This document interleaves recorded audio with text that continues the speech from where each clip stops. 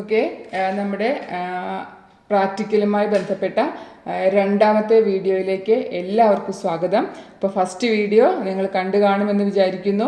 അതിൽ നമ്മളെ ക്വസ്റ്റ്യൻ പേപ്പറിൻ്റെ പാറ്റേണും ഈ വർഷത്തെ മാറ്റങ്ങളും ക്വസ്റ്റ്യൻസിനെയും മാർക്ക് ഡിസ്ട്രിബ്യൂഷനെയും ഒക്കെ പരിചയപ്പെട്ടു. ഇത് സെക്കൻഡ് പാർട്ടാണ്. അപ്പോൾ അത് കണ്ട് മനസ്സിലാക്കിയ ഒരു കുട്ടിക്ക് ഇനി ഇത് എങ്ങനെയാണ് നിങ്ങളതിന് ആൻസർ ചെയ്യേണ്ടത് എന്നുള്ളതാണ് ഞാൻ ഈ വീഡിയോയിലൂടെ ഷെയർ ചെയ്യുന്നത്. അപ്പോൾ അതുകൊണ്ട് നമ്മുടെ സുവോളജി പ്രാക്ടിക്കൽ എക്സാമിനെ മൊത്തത്തിൽ ഞാൻ ഈ ഒരു വീഡിയോയിലേക്ക് ഒതുക്കിയിരിക്കുകയാണ്. സോ നിങ്ങൾക്ക് തീർച്ചയായിട്ടും ഇത് ഉപകാരപ്പെടും. അതുകൊണ്ട് തന്നെ മിസ് ചെയ്യാതെ സ്കിപ്പ് ചെയ്യാതെ മുഴുവനായിട്ട് തന്നെ കാണാൻ ശ്രമിക്കുക. ബിക്കോസ് എല്ലാ കാര്യങ്ങളും വിത്ത് ഡയഗ്രാം വിത്ത് ക്യാരക്ടേഴ്സ് ആണ് ഇവിടെ ചെയ്തിട്ടുള്ളത്. അപ്പോൾ അതുകൊണ്ട് തന്നെ അതൊന്നും നിങ്ങൾ മിസ് ചെയ്യരുത്. തീർച്ചയായിട്ടും പ്രാക്ടിക്കൽ എക്സാമിന് നിങ്ങൾക്കത് യൂസ്ഫുൾ ആവും. അപ്പോൾ നമുക്ക് പെട്ടെന്ന് തന്നെ വീഡിയോയിലേക്ക് പോവാം. ഹയർ സെക്കൻഡറി പ്രാക്ടിക്കൽ എക്സാമിനേഷൻ ഈ വർഷത്തെ സ്പെഷ്യൽ ആണ് ഇത് പറയുന്നത് എന്നുള്ള കാര്യം കൂടി നിങ്ങൾ ശ്രദ്ധിക്കണം. ഓക്കെ, അപ്പോൾ നമ്മുടെ സ്പെഷ്യൽ ക്വസ്റ്റ്യൻ പേപ്പറാണ് നേരത്തെ കണ്ടു. അതിനെങ്ങനെ വേണം നമ്മൾ തയ്യാറാവാൻ നോക്കാം. സോ ഫസ്റ്റ് ക്വസ്റ്റ്യൻ എന്തായിരുന്നു? ഐഡൻറ്റിഫൈ ദ ഗിവൺ ഇൻവെർട്ടിബ്രേറ്റ് ആനിമലാണ്. അപ്പോൾ നമുക്ക് 9 എണ്ണം തന്നിട്ടുണ്ടെന്ന് പറഞ്ഞു. ഞാനിവിടെ 9 എണ്ണത്തിൻ്റെയും ക്യാരക്ടേഴ്സ് പറയുന്നുണ്ട്. നിങ്ങൾക്ക് നിങ്ങൾ ടീച്ചറുമായിട്ട് കോൺടാക്ട് ചെയ്ത് ഏതൊക്കെയാണ് 5 എണ്ണം എന്നുള്ളത് നിങ്ങൾക്ക് തീരുമാനിക്കാം. ഓക്കെ, അപ്പോൾ ഫസ്റ്റ് വൺ നമുക്കിവിടെ ഹൈഡ്രയാണ്. സോ ഹൈഡ്രയുടെ ഇതുപോലെയുള്ള ഒരു ഡയഗ്രാം, ഒരു ഫോട്ടോ ആയിരിക്കും നിങ്ങൾക്ക് എക്സാമിന് വെക്കുക. ഇത് റെക്കോർഡിലുള്ളതോ മാനുവലുള്ളതോ ഏതുമാവാട്ടോ. അപ്പോൾ അത് വെച്ചിട്ട് നിങ്ങൾ എന്ത് ചെയ്യുക? നേരെ ചെന്നു നോക്കി കണ്ട് നമുക്ക് മനസ്സിലായി ഹൈഡ്ര. സോ ക്വസ്റ്റ്യൻ നമ്പറിൻ്റെ ഒന്നാമത്തെ പാർട്ട് എന്താണ്? ഐഡൻറ്റിഫൈ. അപ്പോൾ അത് പൂർത്തിയാവണമെങ്കിൽ നിങ്ങളതിൻ്റെ പേര് എഴുതിക്കോളാം. Hydra the given invertebrate specimen എഴുതാം, അല്ലെങ്കിൽ ഇത് ഒന്ന് എഴുതിയിട്ട് ഹൈഡ്ര എന്ന് എഴുതിയാലും മതി. ദെൻ ഐഡൻറ്റിഫൈയിങ് ക്യാരക്ടർ അത് ചോദിക്കുമ്പോൾ നമ്മൾ എന്ത് ചെയ്യുക? നമുക്ക് ആ ജീവിയെ അതാണ് തിരിച്ചറിയാൻ കഴിയുന്ന ക്യാരക്ടർ. അപ്പോൾ ഒരെണ്ണമേ നമുക്ക് വേണ്ടൂ കേട്ടോ. നോക്കൂ, നിങ്ങളോട് പറഞ്ഞിട്ടുണ്ടെങ്കിൽ 1 ഐഡൻറ്റിഫൈയിങ് ക്യാരക്ടർ എന്നാണ് ചോദ്യം വരിക. അല്ലെങ്കിൽ എക്സാമിൻ്റെ ചോദ്യമാണ് 1 അഡാപ്റ്റേഷൻ മതി. ഓക്കെ, എന്നാൽ 1 അഡാപ്റ്റ് ഒരെണ്ണേ നിങ്ങൾക്ക് ആവശ്യമുള്ളൂ. അപ്പോൾ നിങ്ങൾക്ക് ഇതിൽ ഏതാണോ പഠിക്കാൻ എളുപ്പമായിട്ട് തോന്നുന്നത് അതിൽ, ഇപ്പോൾ ഹൈഡ്ര ആണെങ്കിൽ ഞാൻ പ്രിഫർ ചെയ്യുന്നു, ഏറ്റവും നന്നായി നിങ്ങൾക്ക് പറയാം പ്രസൻസ് ഓഫ് ടെൻറ്റക്കിൾസ്. പെട്ടെന്ന് തന്നെ ഹൈഡ്ര എന്ന ഒരു ചിത്രത്തെ ഓർക്കുമ്പോൾ തന്നെ മനസ്സിലേക്ക് എന്ത് നമുക്ക് വരും?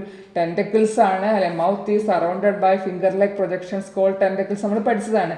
സോ എന്ത് ചെയ്യുക? ഹൈഡ്രയുടെ ഐഡൻറ്റിഫൈയിങ് ക്യാരക്ടറാണ് ചോദിക്കുന്നതെങ്കിൽ ഞാൻ ടെൻറ്റക്കിൾസ് ആണ് എഴുതുക എന്നുള്ളത് നിങ്ങൾ ഉറപ്പിച്ച് വെച്ചോളൂ. പിന്നെ പ്രശ്നമില്ല. ഇനി കൂടുതലായിട്ട് എക്സാമിന് ഒരെണ്ണേ എഴുതണ്ടു. നിങ്ങൾ എത്ര കൂടുതൽ എഴുതിയാലും നമുക്ക് അഡീഷണൽ തരാം, മാർക്കൊന്നുമില്ല, 1/2 മാർക്കേ നിങ്ങൾക്ക് കിട്ടും. സോ അത് എഴുതാം. അതല്ലെങ്കിൽ ടിഷ്യൂ ലെവൽ ഓഫ് ഓർഗനൈസേഷൻ എഴുതാം. അതല്ലെങ്കിൽ മെറ്റാജെനിസിസ് എന്ന് പറയുന്ന ഒരു സവിശേഷത ഇവർക്ക് കാണിക്കുന്നുണ്ട്.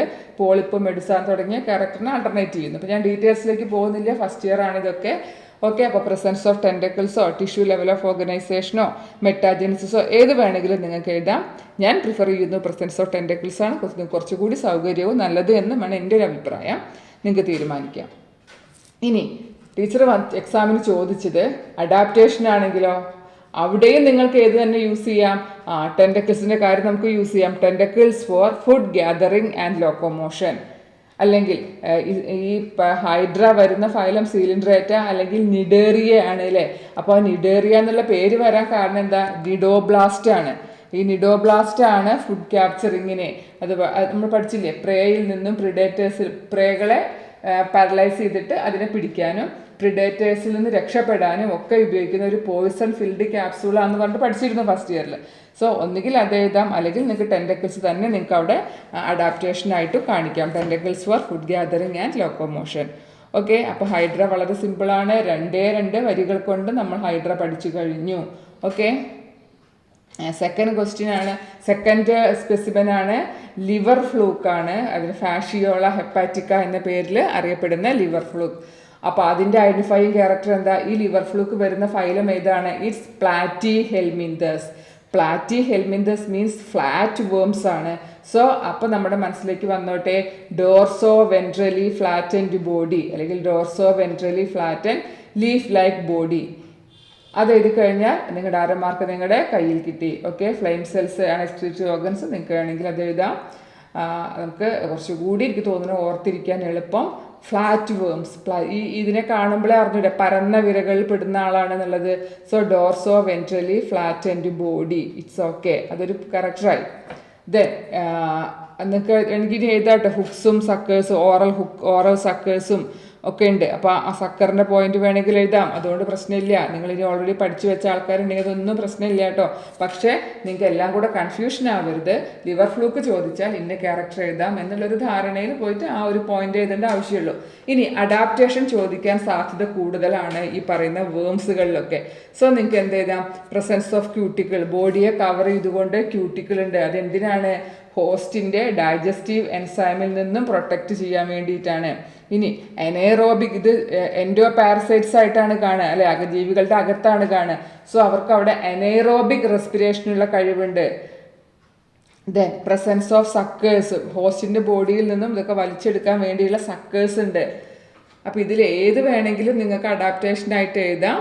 സക്കേഴ്സ് എഴുതാം, ക്യൂട്ടിക്കിൾ എഴുതാം, എനേറോബിക് റെസ്പിറേഷൻ എഴുതാം. ഇതിലേത് വേണമെങ്കിലും എഴുതാം. അപ്പോൾ ഒരു പോയിന്റ് നമുക്ക് അഡാപ്റ്റേഷൻ പഠിക്കേണ്ടു, ഒരു പോയിന്റ് ഐഡൻറ്റിഫൈങ് ക്യാരക്ടറായിട്ടും പഠിക്കാം. And then third question is third specimen is Ascaris അല്ലെങ്കിൽ റൗണ്ട് വേം. നമുക്ക് ഈ ഭാഗത്തുനിന്ന് ക്വസ്റ്റ്യൻ വരാവുന്നതാണ്, പാത്തജൻ്റെ ഭാഗത്തുനിന്നും ക്വസ്റ്റ്യൻ വരുന്നതാണ്. ഓക്കെ, അപ്പോൾ ഇവരാരാണ്? സ്യൂഡോസീലോമേറ്റ് കാണുന്ന ഒരേ ഒരു ഫൈലമാണ് ആഷൽമിന്തസ്. അതിലാണ് അസ്കാരിസ് വരിക. So commonly known as round worms ആണ് ഇവർ. അപ്പോൾ സ്യൂഡോസീലോമേറ്റ് ആണ്. സെക്ഷുവൽ ഡൈമോർഫിസം കാണിക്കുന്നു അല്ലേ, മെയിലും ഫീമെയിലും വ്യത്യാസം ഉണ്ടായിരിക്കും. ദെൻ പ്രസൻസ് ഓഫ് ക്യൂട്ടിക്കിളും നമുക്കിവിടെ പറയാം. അപ്പോൾ ഇതിൽ ഏതെങ്കിലും ഒരു ക്യാരക്ടർ നിങ്ങൾക്ക് പഠിക്കാം. ഈ presence of cuticle, sexual dimorphism, pseudocoelomate എന്നൊക്കെ പറയാം. ഇനി പാരസൈറ്റിക് അഡാപ്റ്റേഷൻ നമ്മൾ ഇവിടെ പറഞ്ഞ രീതിയിൽ തന്നെ ക്യൂട്ടിക്കിളും എനേറോബിക് റെസ്പിറേഷനും. പിന്നെ ഇവിടെ മസ്കുലാർ ഫാരിങ്സ് ഉണ്ട്. അതായത് എൻലാർജ് ചെയ്യാൻ കഴിവുള്ള നമ്മളെ ഇതിനെ സ്റ്റോറേജിന് വേണ്ടിയിട്ടാണ് ഒരു മസ്കുലാർ ഫയറിങ്സ് കൂടി ഉണ്ട്.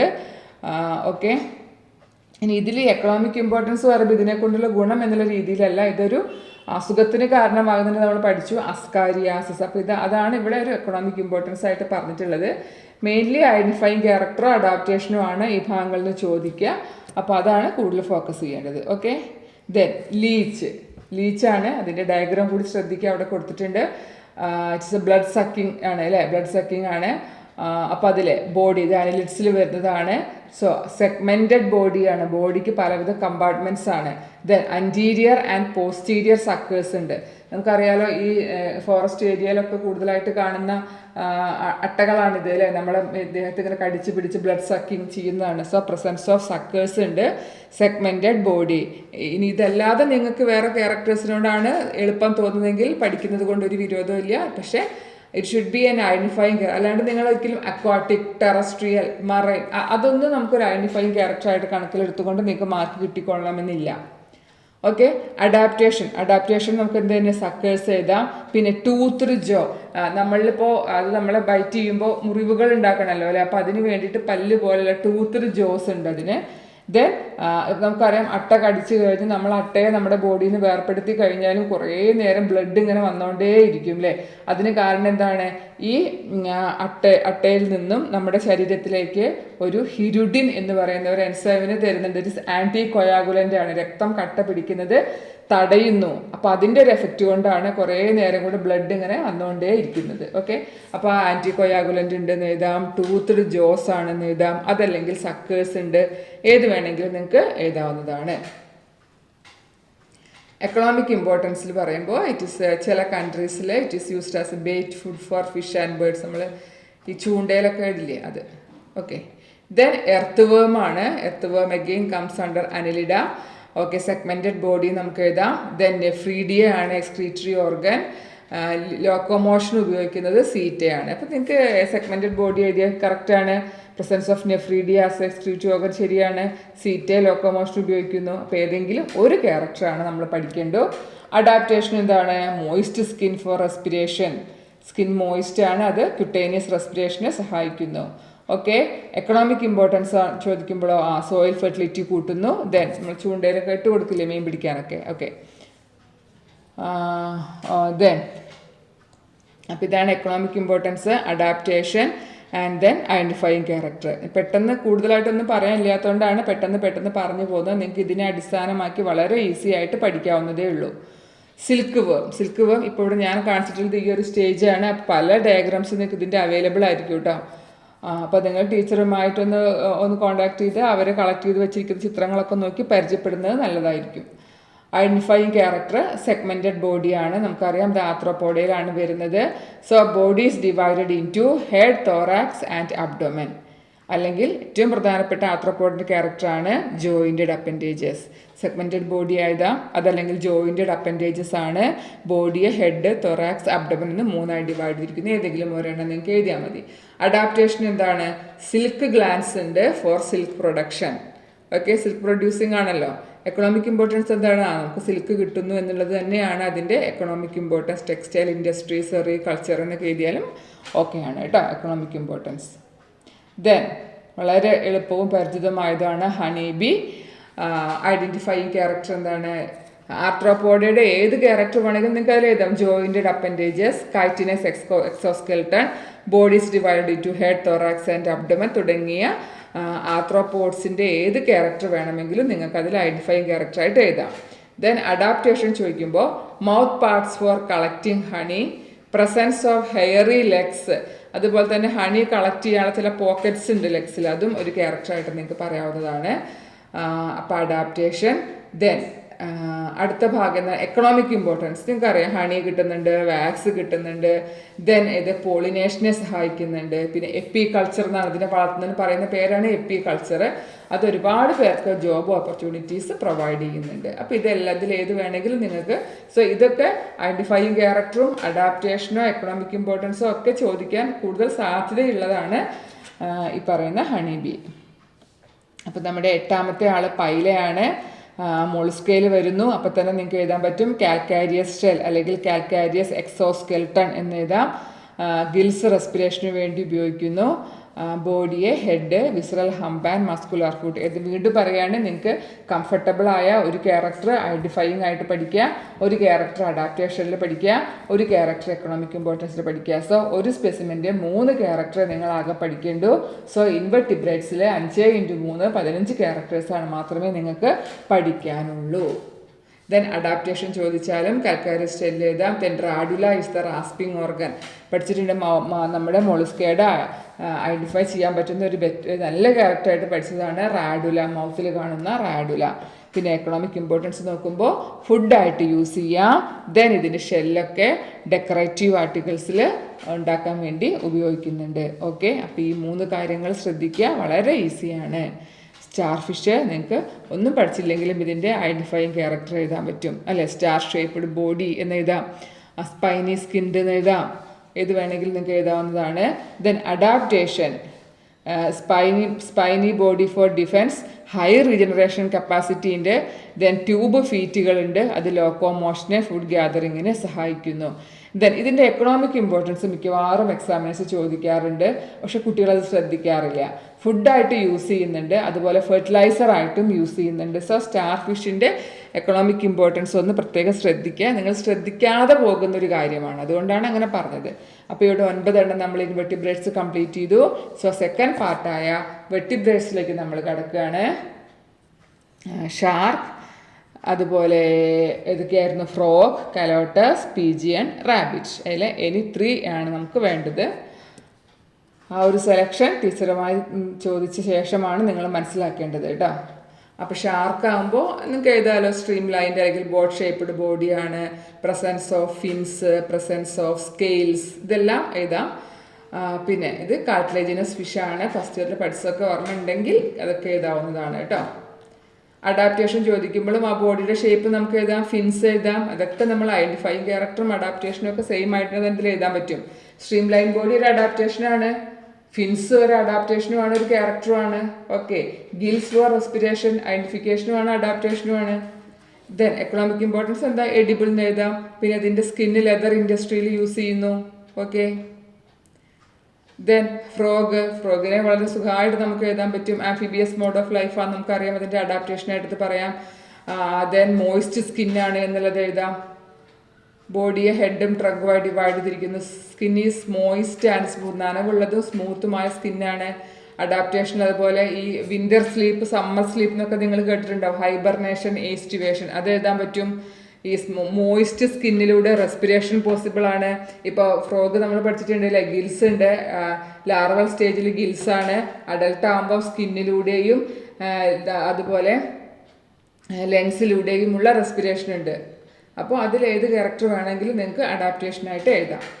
And the next one is economic importance ആണ്, എഡിബിൾ ആണ്, പെസ്റ്റുകളെ കൺട്രോൾ ചെയ്യാൻ വേണ്ടി ഉപയോഗിക്കുന്നു. ഓക്കെ. ദെൻ കലോട്ടസ് ശരിക്കും ഗാർഡൻ ലിസാർഡ് എന്നുള്ളൊരു പേര് കൂടുതലായിട്ട് കുട്ടികൾ എഴുതുന്ന കാണാറുണ്ട്. കറക്റ്റ് ഇറ്റ് ഈസ് കലോട്ടസ് എന്നാണ്. അതിന് ഗാർഡൻ ലിസാർഡിന് എഴുതിയാലും ശരി. പക്ഷെ ഒരിക്കലും നിങ്ങൾ ലിസാർഡിന് മാത്രം എഴുതരുത്. കുട്ടികൾ എക്സാമിന് എപ്പോഴും പറ്റുന്നൊരു തെറ്റാണത്. ഒന്നുകിൽ നിങ്ങൾ കലോട്ടസ് എന്ന് എഴുതുക, അല്ലെങ്കിൽ ഗാർഡൻ ലിസാർഡ് എന്ന് പ്രത്യേകം എഴുതാൻ ശ്രദ്ധിക്കണം. ഐഡൻറ്റിഫൈങ് ക്യാരക്ടർ എന്താ എഴുതിക്കൂടെ? ഡ്രൈ സ്കിന്നാണ്, സ്കെയിൽസുകൾ കാണാൻ പറ്റും, ദെൻ കളർ ചേഞ്ച് ചെയ്യാനുള്ള കഴിവുണ്ട്. ആ പ്രോപ്പർട്ടിയാണ് നിങ്ങൾക്ക് അഡാപ്റ്റേഷനായിട്ട് എഴുതാൻ പറ്റും. Then sticky tongue for capturing prey, നീണ്ട നാക്കാണ്, അതൊരു സ്റ്റിക്കി ആയിരിക്കും. അതിങ്ങനെ നീട്ടിയിട്ടാണ് നമ്മൾ അതിനെ പിടിക്കുക, ഈ പ്രേകളെ പിടിക്കാൻ പറ്റുന്നത്. എക്കണോമിക് ഇമ്പോർട്ടൻസ് ഇൻസെക്റ്റുകളെയൊക്കെ കൺട്രോൾ ചെയ്യാൻ വേണ്ടി ഇതിനെ ഉപയോഗിക്കാം. ഓക്കെ. അപ്പോൾ ഡ്രൈ ആൻഡ് സ്കെയിലി സ്കിൻ എഴുതാൻ പറ്റും, കളർ ചേഞ്ചിനുള്ള കഴിവുണ്ട്. Then long sticky tongue which helps to capture prey. Pigeon എഴുതാൻ പറ്റും. ബേർഡ്സിൻ്റെ ഏത് ക്യാരക്ടർ വേണമെങ്കിലും നിങ്ങൾ എഴുതിക്കോളൂ. Presence of wings, presence of feathers എഴുതിക്കൂടെ? ഏത് വേണമെങ്കിലും എഴുതാൻ പറ്റും. ദെൻ അഡാപ്റ്റേഷൻസ് ചോദിക്കുമ്പോഴും ഇതിൽ ഏത് വേണമെങ്കിലും എഴുതാം. അഡാപ്റ്റേഷൻസ് ന്യൂമാറ്റിക് ബോൺസ് ഒക്കെ നല്ല ക്യാരക്ടറാണ് അല്ലേ? എയർ ഫിൽഡ് ആയിട്ടുള്ള ലൈറ്റ് വെയ്റ്റ് ബോൺസ് ആണ് ന്യൂമാറ്റിക് ബോൺസ്. എക്കണോമിക് ഇമ്പോർട്ടൻസ് എന്താണ്? ഇതിൻ്റെ ഫീക്കൽ മാറ്റർ മാനുവറായിട്ട് വളമായിട്ട് ഉപയോഗിക്കുന്നുണ്ട്. ഫെതേഴ്സ് ഒക്കെ എന്തിനു യൂസ് ചെയ്യുന്നുണ്ട്? ഡെക്കറേഷന്, അതുപോലെ ഷട്ടിൽ കോക്ക് ഉണ്ടാക്കാൻ യൂസ് ചെയ്യുന്നുണ്ട്. ഇതിനെ എഡിബിളായിട്ട് ഭക്ഷണമായിട്ട് ഉപയോഗിക്കുന്നുണ്ട്. അപ്പോൾ അതുകൊണ്ട് തന്നെ നിങ്ങൾക്ക് ഇഷ്ടമുള്ളത് എഴുതാം. റാബിറ്റും എഴുതാൻ പറ്റും. ബോഡിയിൽ നല്ല ഹെയേഴ്സ് ഉണ്ട്, ലോങ് പിന്നെ കാണാൻ നമുക്ക് കണ്ടോ, ലോങ് പിന്നെ, ദെൻ ബോഡി വിത്ത് ഹെയേഴ്സ്, നല്ല ബുഷി ആയിട്ടുള്ള ടെയില്, അതെല്ലാം എഴുതാൻ പറ്റും. ഇനി അഡാപ്റ്റേഷൻ ആണെങ്കിലോ, ഫോർ ലിംസ് ഇങ്ങനെ ഡിഗ്ഗിങ്ങിനാണ്, ബറോസ് ഒക്കെ ഉണ്ടാക്കാൻ വേണ്ടിയിട്ട് യൂസ് ചെയ്യുന്നു. ഹാൻഡ് ലിംസ് ചാടാൻ, അല്ലെ ലീപ്പിംഗ്, അതിൻ്റെ ആ ഒരു മൂവ്മെൻറ്റ് നിങ്ങൾക്ക് അറിയാമല്ലോ, മുയലുകൾ എങ്ങനെയാണ് മൂവ് ചെയ്യാന്നുള്ളത്. സോ അതിലേതെങ്കിലും എഴുതാം. എക്കണോമിക് ഇമ്പോർട്ടൻസ് എഡിബിളാണ്. പിന്നെ നമ്മുടെ എക്സ്പെരിമെൻ്റൽ ആനിമലായിട്ട് മെഡിക്കൽ ആൻഡ് ജനറ്റിക് റിസർച്ചിലൊക്കെ യൂസ് ചെയ്യുന്നുണ്ട്. അപ്പോൾ ഈ 5 എണ്ണമാണ് നമ്മുടെ വെർട്ടിബ്രേറ്റ്സിൽ വരുന്നത്. ഓക്കെ. ഇനി നമുക്ക് അടുത്ത ക്വസ്റ്റ്യൻ ഒന്ന് ഓർമ്മയുണ്ട്. മൂന്നാമത്തെ ക്വസ്റ്റ്യൻ ആയിട്ട് വരിക മോഡൽ ഐഡൻറ്റിഫിക്കേഷൻ അല്ലെങ്കിൽ പാർട്ട് ഐഡൻറ്റിഫിക്കേഷനും അതിൻ്റെ ഫംഗ്ഷൻ എഴുതാനുമാണ് മൂന്നാമത്തെ ക്വസ്റ്റ്യൻ ആയിട്ട് വരിക. അപ്പോൾ 5 എണ്ണമാണ് നമുക്കുള്ളത്. Heart, brain, kidney, I and year. 1 മാർക്കിൻ്റെ ക്വസ്റ്റ്യൻ ആണ് ഇത്. ഇങ്ങനത്തെ മോഡലുകൾ ഒരു പക്ഷേ നിങ്ങളുടെ സ്കൂളുകളിൽ ഇങ്ങനെ ഉണ്ടായിരിക്കുക അല്ലേ? അപ്പോൾ ഇത് തുറക്കാതെ ഇങ്ങനെ വെച്ച് കഴിഞ്ഞാൽ നമുക്ക് ചില പാർട്സൊക്കെ ലേബൽ ചെയ്യാൻ ചോദിക്കാം. ഇനി തുറന്നിട്ട് വേണമെങ്കിൽ വെച്ചിട്ട് അങ്ങനെയും നിങ്ങൾക്ക് ക്വസ്റ്റ്യൻ ചോദിക്കാം. അപ്പോൾ ഇവിടെ ആ ഡയഗ്രാംസാണ് ഞാൻ കാണിച്ചിട്ടുള്ളത്.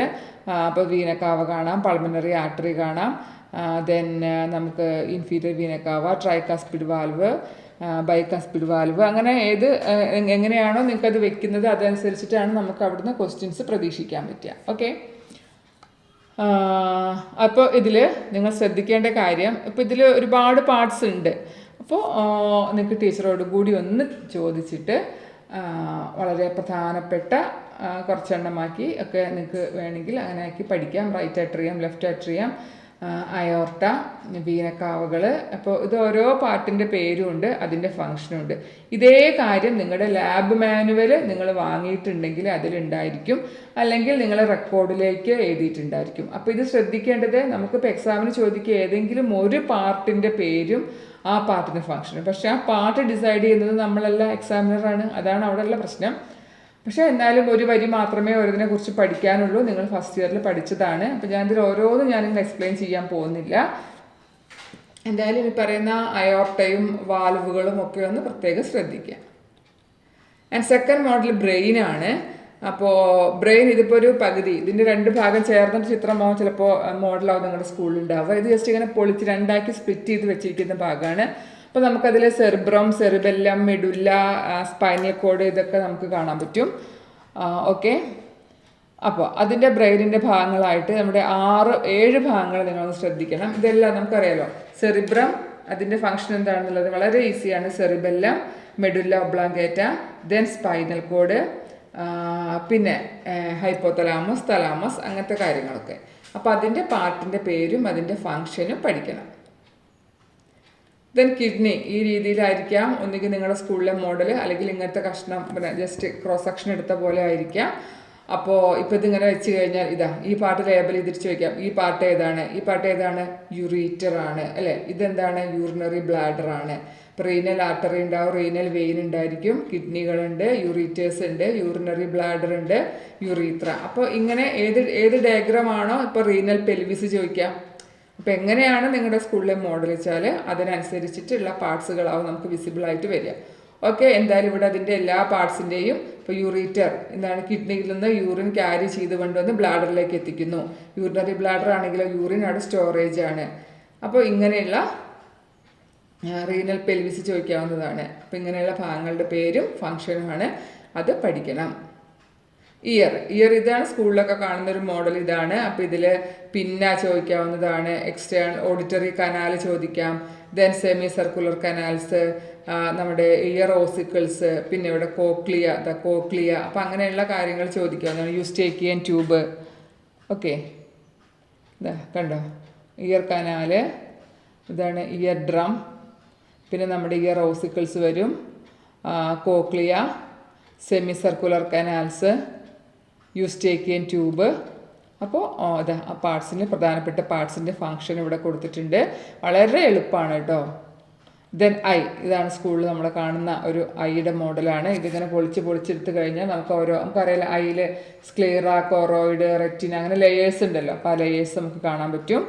ഓക്കെ, അപ്പോൾ അതിനെ അടിസ്ഥാനമാക്കിയിട്ട് ഉള്ള ക്വസ്റ്റ്യൻസ് വരാം. സ്ക്ലീറ ഐഡൻറ്റിഫൈ ചെയ്യാനും അതിൻ്റെ ഫങ്ഷൻ എഴുതാനും. എന്താണ് അതിൻ്റെ ഫങ്ഷൻ? ഇപ്പോൾ ഒപ്റ്റിക് നെർവാണ് വെച്ചതെങ്കിൽ ഇതിലേതായിരിക്കും ഒപ്റ്റിക് നെർവ്? ഇതിൻ്റെ ആ സൈഡിലേക്ക് ഇങ്ങനെ ഒരു പോയിൻ്റായ സാധനം ഉണ്ടാവും, ഒരു ഒപ്റ്റിക് നെർവ് എന്ന് പറയുന്നത്. ഈ ഒപ്റ്റിക് നെർവിൻ്റെ ഫങ്ഷൻ എന്താണ് എഴുതുക?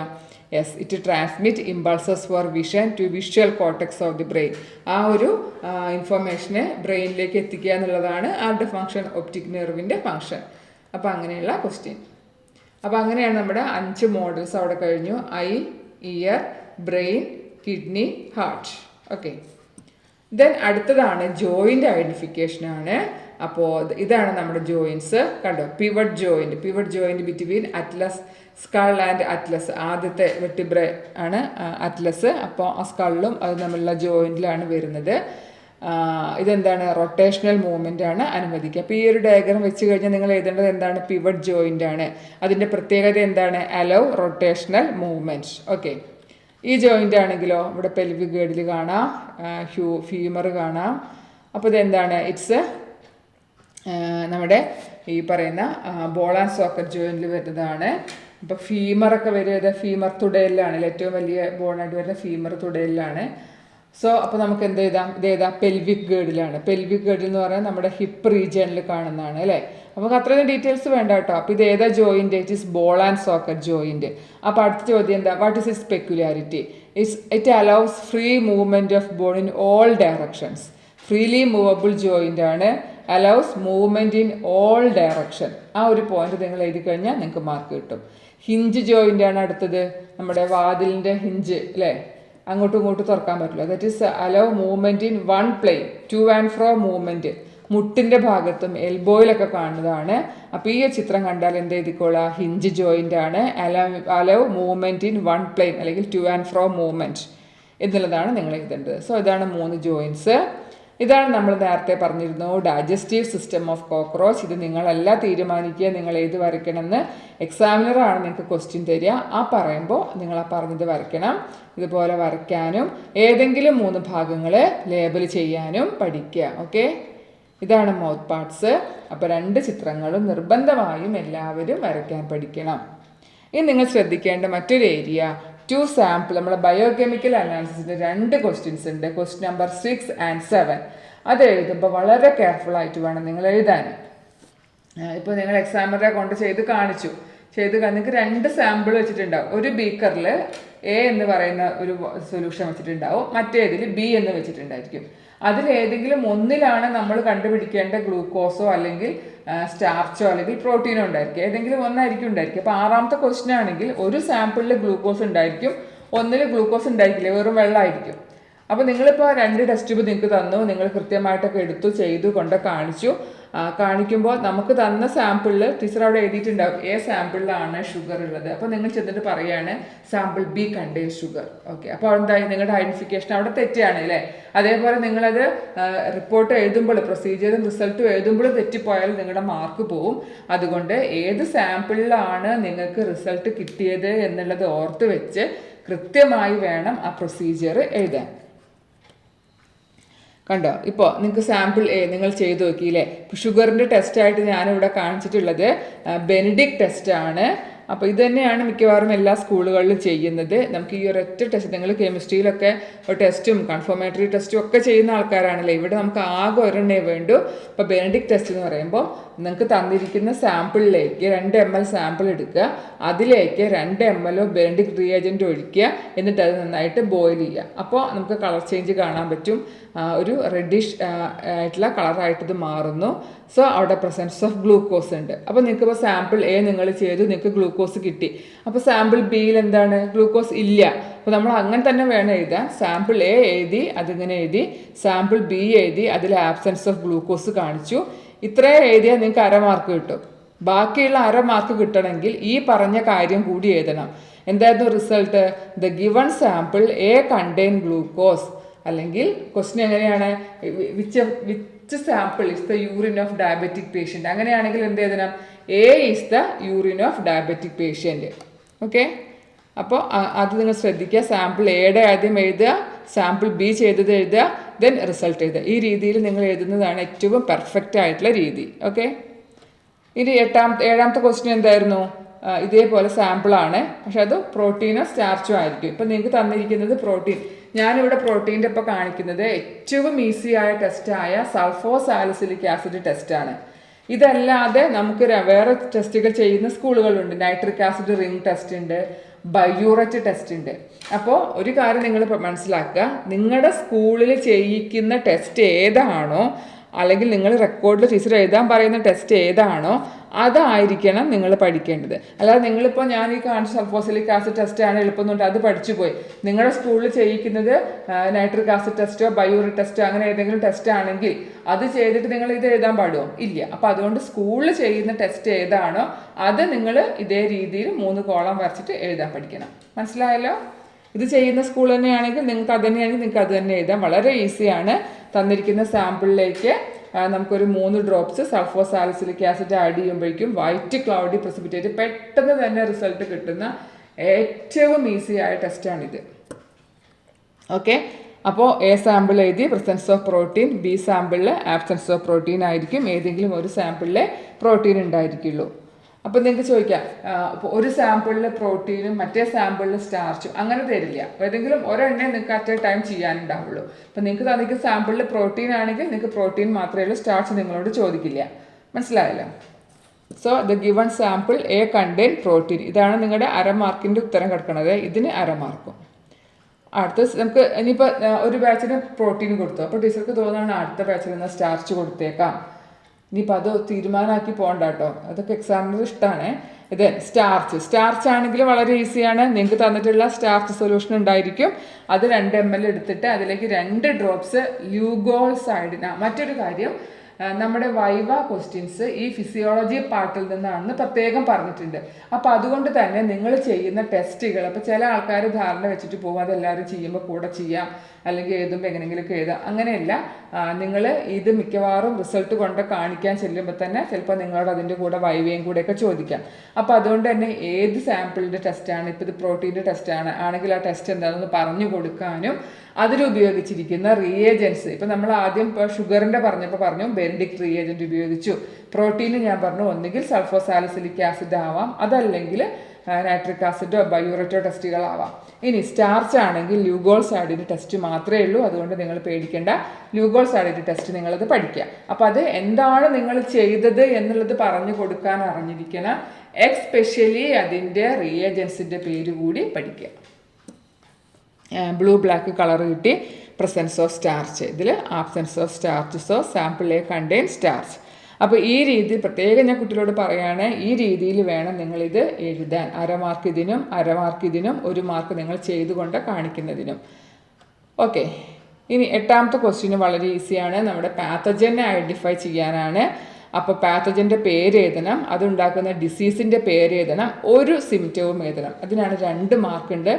പാത്തജൻ്റെ പേര് എഴുതിയാൽ നിങ്ങൾക്ക് 1/2 മാർക്ക് കിട്ടും, ഡിസീസ് എഴുതിയാൽ 1/2 മാർക്ക് കിട്ടും, സിംറ്റം എഴുതിയാൽ 1 മാർക്ക് കിട്ടും. സോ ഇത് പ്ലാസ്മോഡിയം ആ ഒരു ബ്ലഡ് സ്മിയറിൻ്റെ ഡയഗ്രാണ്. ഡിസീസ് മലേറിയ, റെക്കറൻ്റ് ഇടവിട്ട് വരുന്ന പനിയും ഷിവറിങ്ങും ഒക്കെ അല്ലേ, തണുപ്പും ഷിവറിങ്ങും പനിയും ഒക്കെയാണ് ലക്ഷണങ്ങൾ. അടുത്ത ആളാരാണ്? എൻഡമീബ. നമ്മുടെ ഡയഗ്രമാണ്, മാനുവലൊക്കെ ഉള്ള ഡയഗ്രാം തന്നെയാണ്. Entamoeba histolytica. അമീബയാസിസ് എന്നാണ് ഡിസീസിൻ്റെ പേര് എഴുതേണ്ടത്. അബ്ഡമിനൽ പെയിൻ എഴുതാം, stool with mucus and blood clot, ഏതെങ്കിലും ഒരു സിംറ്റം പഠിക്കുക. ദെൻ തേർഡ് പാത്തജൻ അസ്കാരിസ് ആണ്. Disease ascariasis. ഇൻറ്റേർണൽ ബ്ലീഡിങ് ഉണ്ടാവാം, സ്റ്റൊമക്ക് പെയിന്, ഡയറിയ, വോമിറ്റിംഗ് തുടങ്ങിയ കാര്യങ്ങളൊക്കെ നിങ്ങൾക്ക് സിംറ്റംസ് ആയിട്ട് എഴുതാം. ഓക്കെ, അപ്പോൾ ഈ 3 എണ്ണമാണ് പാത്തജൻ. പാത്തജൻ്റെ പേര്, ഡിസീസ്, ഒരു സിംറ്റം. ഓക്കെ, 2 മാർക്കാണ് കേട്ടോ. 1/2 1. അടുത്തത് നമുക്ക് വരയ്ക്കാനുള്ളതാണ്. ഞാൻ പറഞ്ഞു എംബ്രിയോളജി സ്ലൈഡാണ് സാധാരണ കാണിക്കാറ്. ഈ വർഷം നിങ്ങൾ വളരെ ലക്കിയാണ്, കാരണം നിങ്ങൾക്ക് അതിൻ്റെ പിക്ചറാണ്. ഇത് കണ്ടാൽ പെട്ടെന്നാണ് നമുക്കറിയാം TS ഓഫ് ടെസ്റ്റിസ് എന്നുള്ളത്. അപ്പോൾ ആ പേരങ്ങനെ എഴുതുക, ഈ ഡയഗ്രാം വരയ്ക്കുക, ഏതെങ്കിലും ഒരു പാർട്ട് ലേബൽ ചെയ്യുക. ഐഡൻറ്റിഫിക്കേഷൻ 1/2 മാർക്ക്, വരയ്ക്കുന്നതിന് 1 മാർക്ക്, ലേബലിങ്ങിന് 1/2 മാർക്ക്, ടോട്ടൽ 2 മാർക്സ്. അപ്പോൾ 3 എണ്ണമാണ് ഇവിടെ പഠിക്കാനുള്ളത്: testis, ovary and blastula. Okay, then the 10th question എന്ന് പറയുന്നത് നമ്മുടെ വൈവയാണ്, ഫിസിയോളജിക്കൽ എക്സ്പെരിമെൻറ്റുമായി ബന്ധപ്പെട്ടത്. And 11th question is practical diary, that is for your record, 3 marks. Total 30 marks ആണ്. ഇപ്പോൾ നിങ്ങൾക്ക് ഇതോട് കൂടിയിട്ട് ഒരു ഓവറോൾ ആയിട്ടുള്ള ഐഡിയ കിട്ടിക്കാണെന്ന് വിചാരിക്കുന്നു.